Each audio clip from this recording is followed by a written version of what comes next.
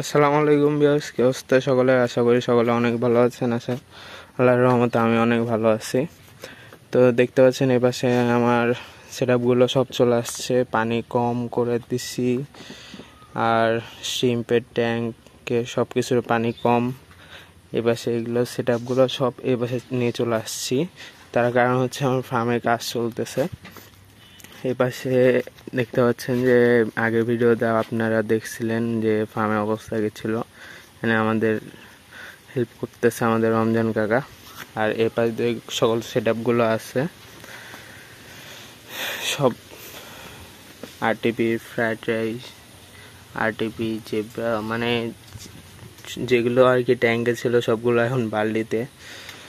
হর্নটগুলো রাখছি। আর আমার হচ্ছে রেড ড্রাগনগুলো আছে। তো আমার এখানে ইচ্ছা আছে যে উপর দিয়ে নেট দিব, আর সাইড দিয়ে নেট দিয়ে দিব।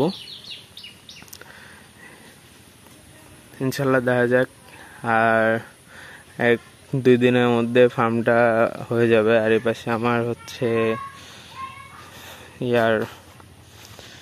ক্যারেটের সব সেটআপগুলো আছে, এগুলো ঢেকে রাখছি। তার কারণ হচ্ছে এখানে পাখি অনেক জ্বালায়, আর আমার এখানে পার্পেল ড্রাগনগুলো আছে, যার কারণে আরও বেশি করে ঢেকে রাখছি। দেখতে পাচ্ছেন কিনা জানি না। হ্যাঁ, পার্পেল ড্রাগনগুলো আছে। একটা মেলের ইন্টারনাল প্যারাসাইট হয়েছিল, যার ফলে আমি তাকে বাঁচানোর অনেক চেষ্টা করছি, বাট তাকে বাঁচিয়ে দিতে পারি না আর কি। আর পার্পেল ড্রাগনের এখানে কিছু ফ্রাই আছে, হ্যাঁ, দেখতে পাবেন কেন জানি না।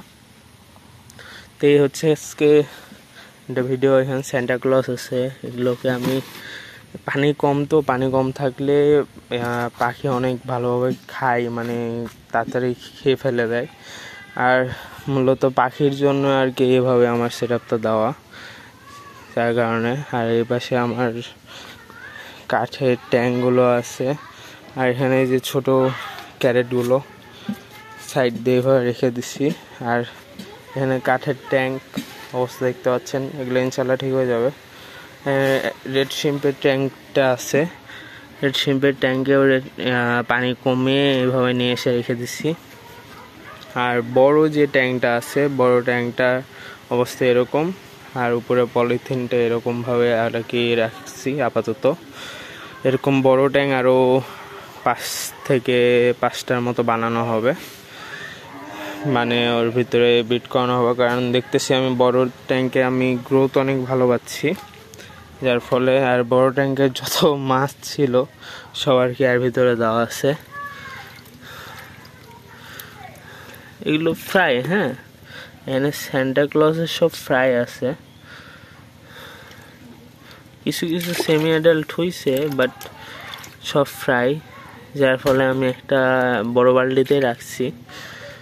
আর মাছকে একটু স্টেজ দেওয়া হচ্ছে, 1-2 দিন স্টেজ দিলে তেমন প্রবলেম মনে হয়, আশা করা যায় যে হবে না।